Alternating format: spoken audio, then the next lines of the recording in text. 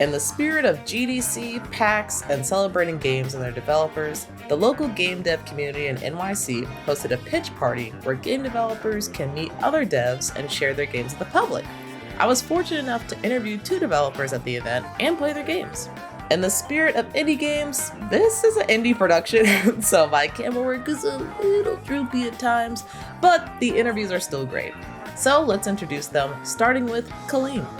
I actually arrived just as Kahleem was showcasing his demo on the big stage, and you immediately felt the excitement and love he and his writing partner Reggie have for the game. So let's hear more from Kahleem. All right, my name is Kahleem and I am the founder and president and director of Arturian Pro, and my game is Legendary Heroes, the Game of Death. You can find it on Steam now. Yes, current demo is available. Awesome. So I just got the chance to play the demo, and I like what your co-writer was saying about this is a beat 'em up where you get beat up. I definitely, that happened to me.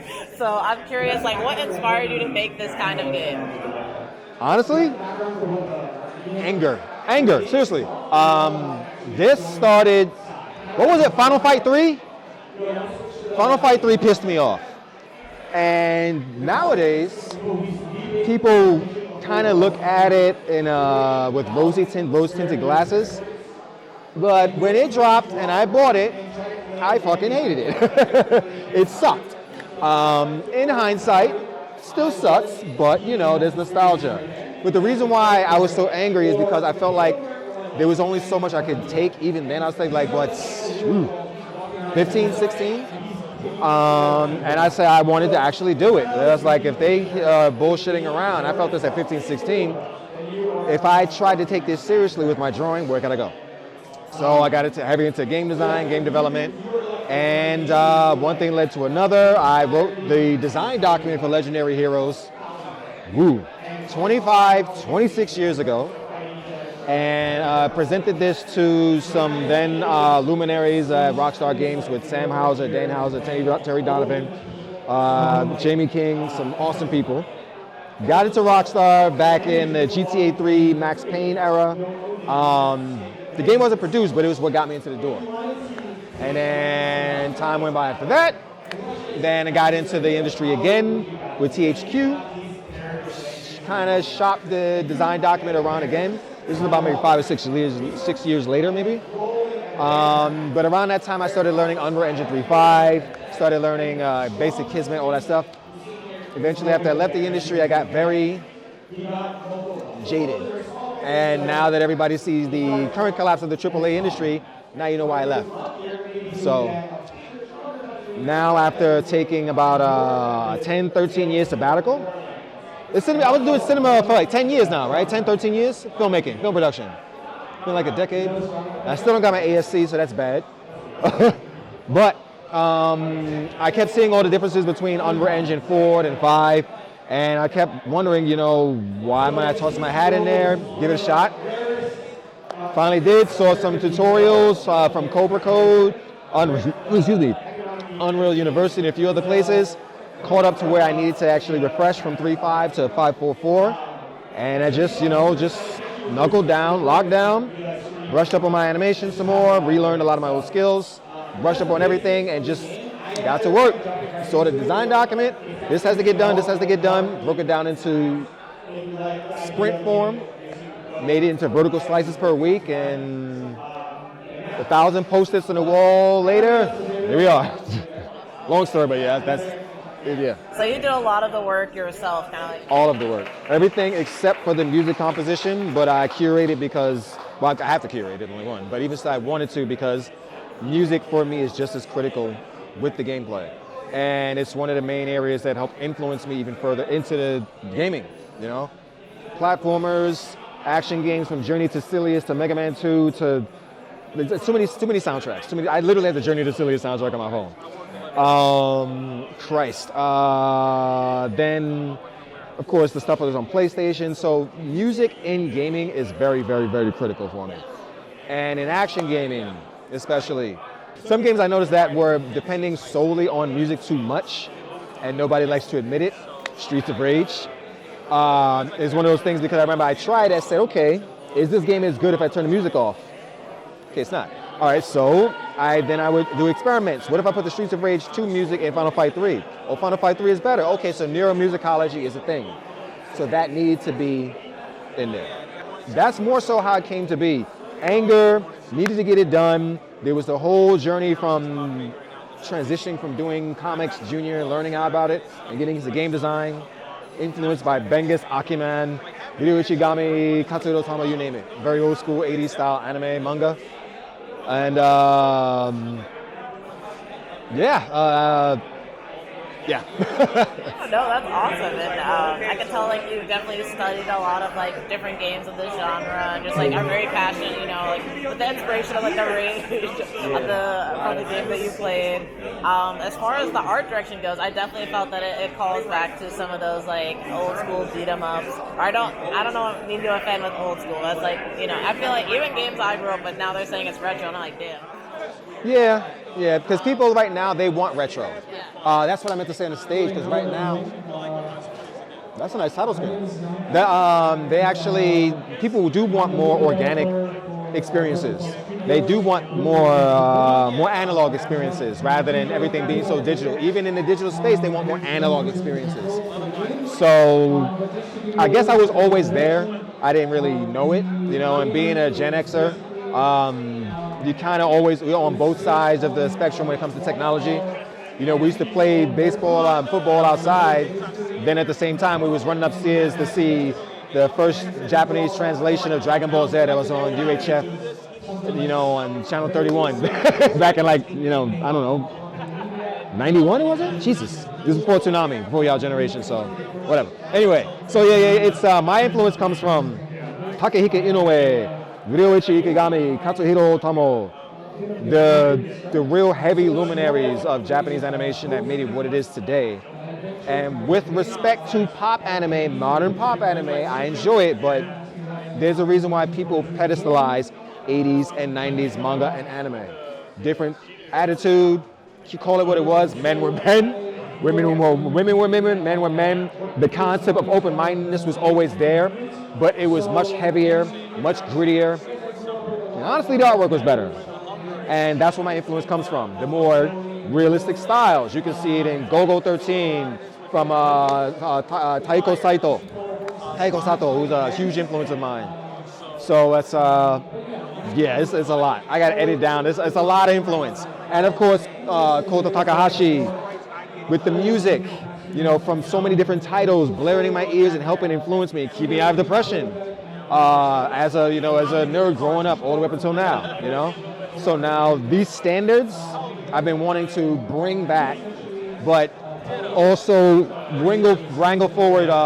That's not wrangle. That's tugging. Tug back. The area of when we decided to stop doing 2D, and everybody was so concerned about RAM and memory limitations, and then when there wasn't any, then everybody went 3D. So it's like we finally got there, then everybody jumped ship. So I'm basically yanking it back.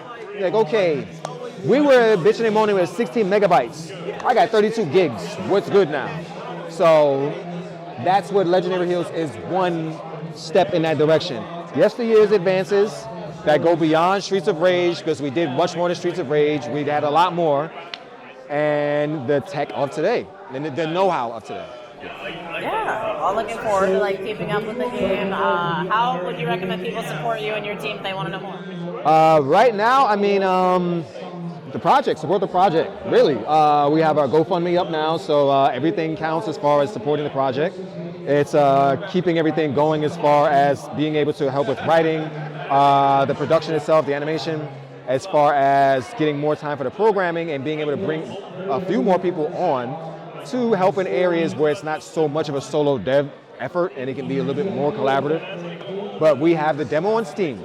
We have Legendary Heroes Game _official, where you can find an Instagram. And of course we have Legendary Heroes on Twitter. So I'm constantly posting, whether I like it or not. You're gonna see us all the time. We're on TikTok. You can also find me on my personal Facebook. You can find me at Kahleem and Evan. If I like you, I'll let you in. And yes, the Discord, please. The Discord is a little dry. Jump on in. I want to have much more effort in the Discord and on the Patreon for people who are more exclusive members and give them more exclusive access. Well, not just the access, more so where I'm very old school SNK Capcom style. So I'm constantly pumping out artwork. So I want to start sharing that with people who are more dedicated, supporters and fans. So you got it on Patreon. Can't do it on the GoFundMe, but you go to the Patreon for that. And everywhere else, and there's a ton I'm adding as far as full bleed printouts, t-shirts, analog and digital elements, you name it, starting to add a lot like cups, things like that. So yeah, all of that's being more and more and more. Thank you. Please check us out. Thank you so much. Look out for Legendary Heroes Game of Death. And see you guys soon. Peace. As always, if you like either the games and or the developers featured today, please check out their games on Steam and be sure to wishlist. Now to close things out with Evan. Hi, so I'm Evan. I am the creative director behind the game The Coldest Winter. Coldest Winter. Awesome. So what is The Coldest Winter about? The story is about Giovanna, who is kind of a messy protagonist. She's just like trying to live her life, and she's really struggling with coping with like she just turned 30, and she's just trying to like figure out her life, and she's a little messy. She's just trying to like go through her business, and then this crazy blizzard comes out of nowhere, and she's just trying to survive the night.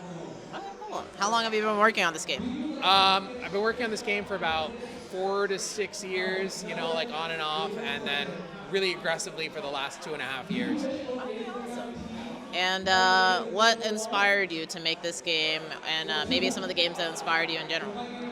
Yeah, so this game kind of formed from this idea of like trying to simulate how it feels to make decisions. I see in a lot of like visual novels and like narrative choice-based games where like the stress comes from like what happens after you make a choice, right? The consequences of it. But I feel like when you're making decisions, you aren't like always like in such a comfortable state. Sometimes you're really struggling to even just make a decision, and I wanted to kind of capture that in that gameplay. And so that's like sort of how it started. Okay, cool. Yeah, I played the demo just moments ago. I definitely felt that like intensity of like, oh my god, I have to make a decision, but also align with the protagonist Giovanna. I'm curious, like, what do you want the players to take away from this game, or the experience of playing the game? Is it just that anxiety, or is there something else to it? Yeah, so in the level that you played, your character's held at gunpoint. Giovanna's held at gunpoint, and so you find out through the narrative she's been held at gunpoint before, so it's not her first time, but it's still a very anxious situation. It's still a little scary. So that's what like the gameplay is for this level, is like trying to capture anxiety and that like fear. But every level is going to focus on a different sensation, a different kind of fear that you go through. The cursor, for example, will be influenced by lots of different stresses, right? Like you can get cold, and the cursor shivers, makes it hard to select things. You can get inebriated, right? Like faded is what we call it, and your cursor gets delayed and it moves around in weird ways. You can get injured, and once you're injured, the cursor becomes very sensitive, and like it changes in size, and you have to sort of like maneuver how like the awkwardness of being injured as you do in real life. Yeah. So it's like every level we want to kind of explore a different feeling and a different emotion you go through while making decisions and trying to survive this crazy ass night. Yeah, absolutely. One of the things I noticed while playing is definitely the art direction that was put into this game, and like you were saying with the shivering of the cursor, or even the gunman, like when you could tell he was really getting angry, it was almost like a demonic look that was coming from him. Like, what inspired this kind of like hand-drawn, like sketchy kind of art direction? Yeah, so me and my team, we love really like anime and manga, so we really wanted to like explore like the art direction from like this like very Eastern influence, just because like we don't see a lot of that with like Melanin folk, right? We're just like, Giovanna is the first ever Dominican protagonist in a video game, so we're kind of pioneering that, and we wanted to be able to like show what it looks like to have colored people in a game like this. It's typically you see like lighter skinned main characters and Asian characters, but we don't really get to see what it's like to look a certain way and still be in this like anime inspired art style. So we just like decided to give that a shot. The characters, they're going to be ranging from all over different cultures. So I think like the fun of it was trying to capture the cultural aspects of these characters, but still have them feel like an anime or like a manga. Okay, awesome. And so when can we expect this game to hit different platforms? And can you tell us like what are the ways that we can support you now in development? So we're about a year from releasing it. I would say probably next winter is when you would expect it. We're probably going to be launching a Kickstarter soon. Maybe the next like month or two we'll be like doing a heavy push on trying to get people to the Kickstarter. So the biggest thing that I would recommend if you can willing to help out is just get it out there, bring some attention to it, pressure publishers to come look at us so that way we can get the funding we need to finish the game on time. Awesome. Well, thank you so much for your time. I appreciate it. Thank you, Jane. A huge thank you to Kahleem and Evan for giving me a moment of their time during the pitch party. And thank you for making it to the end of the video.